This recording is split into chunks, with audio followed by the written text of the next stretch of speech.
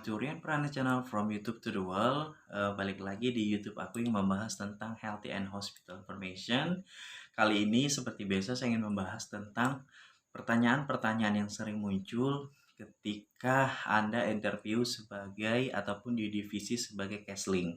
Nah, pertanyaan-pertanyaan ini mungkin akan menjadi referensi teman-teman bagian counseling ya yang sedang menunggu interview dari HRD di rumah sakit. Ini adalah akan menjadi rujukan teman-teman ya dalam menjawab pertanyaan-pertanyaan yang ada. Jadi pertanyaan-pertanyaan ini adalah jawaban teman-teman itu akan menjadi keputusan penting bagi seorang HRD ataupun kepala bagian counseling akan meng-hire teman-teman diterima atau enggaknya seperti itu. Nah, jadi pertanyaan-pertanyaan ini sudah saya catat sebetulnya setelah saya diskusi dengan teman-teman bagian counseling, karena disclaimer, saya bukan sebagai seorang counseling di rumah sakit, namun saya sudah berkomunikasi, sudah diskusi dan bertanya pertanyaan-pertanyaan ketika mereka interview dulu di rumah sakit saya di bagian counseling. Oke, pertanyaan pertama yang biasanya sering muncul ketika interview counseling adalah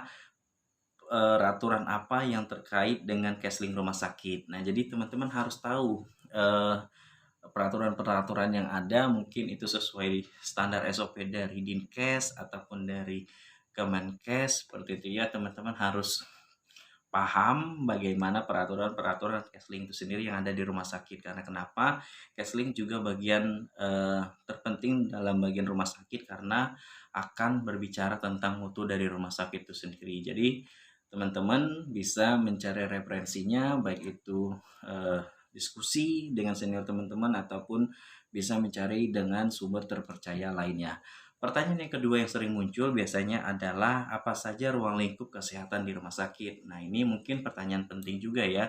Teman-teman harus bisa menjawab sesuai dengan secara akademisi, ataupun memang kalau memang teman-teman sebagai seorang berpengalaman gitu ya, mungkin teman-teman bisa menjelaskannya secara lugas ataupun bisa secara rinci seperti itu.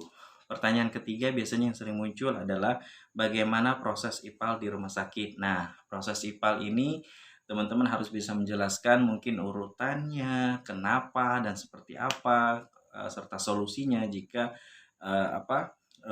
proses IPAL ini tidak berjalan sesuai yang ada di rumah sakit. Mungkin teman-teman bisa merekomendasikan memecahkan masalah tersebut seperti itu. Mungkin dari jawaban teman-teman ini bisa menarik perhatian HRD ataupun kepala bagian counselingnya, itu bisa menjadi keputusan yang baik untuk meng-hire teman-teman. Pertanyaan keempat biasanya adalah apa saja baku mutu air limbah. Nah, ini saya balik lagi, saya tidak ngerti. Teman-teman mungkin bisa menjelaskan, apalagi teman-teman sebagai seorang fresh graduate mungkin teman-teman sudah tahu ya apa itu baku mutu dari air limbah itu sendiri.